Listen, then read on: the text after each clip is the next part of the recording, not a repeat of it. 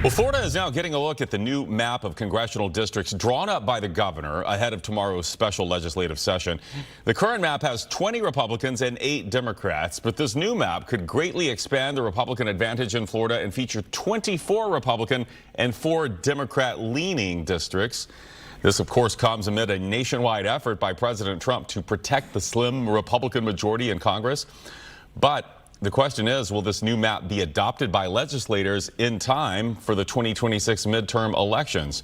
Fox 13's Evan Axelbank is in our newsroom now to tell us more. Evan, certainly this will face some lawsuits. Yeah, without any doubt there. But Democrats say this is a nakedly partisan attempt to run afoul of the Florida Constitution, which does say that maps can't be drawn for partisan purposes. You can see the old map that has blotches of blue amidst the sea of red. Well, now on the right there, those are only dots of blue. The governor says that this is about giving Florida its due because, in his view, the 2020 census undercounted Floridians. He also says the Fair Districts Amendment itself goes against the federal Constitution because it leads legislators to take into account race when drawing districts. The new map would turn the district currently held by Kathy Castor and was won by Kamala Harris by 8 points into a district that Trump would have won by 11 points. It also makes seats held by Republicans Anna Paulina Luna and Laurel Lee more Republican by 1 point and 9 points, respectively. If Republicans pass this map in the state legislature, the expectation is that it would get challenged in court.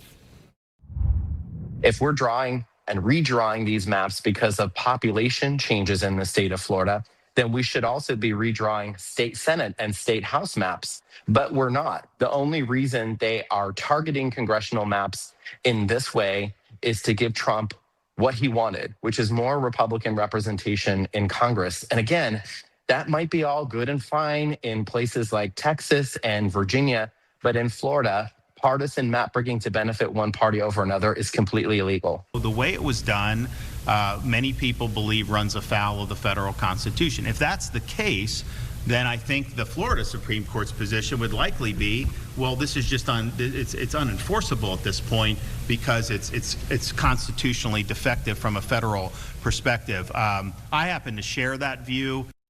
Now, why break up the Kathy Castor district here in Tampa Bay? Well, the governor didn't say anything directly, but his lawyer wrote this to the Florida Senate when they submitted the maps today.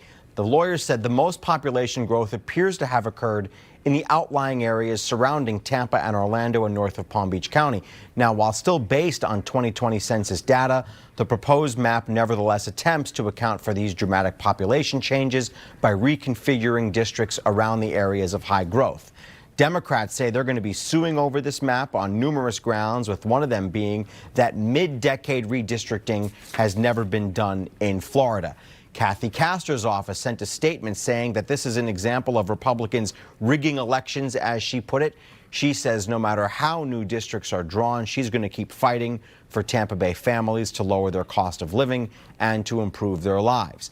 In the 2024 election, 43% of Floridians voted for the Democratic presidential candidate Kamala Harris, but this map would only give Democratic Congress members 14% of the states, 43 versus 14, Chris. I see a big difference there. All right, Evan Axelbank explaining that very thoroughly for us. Thank you, Evan.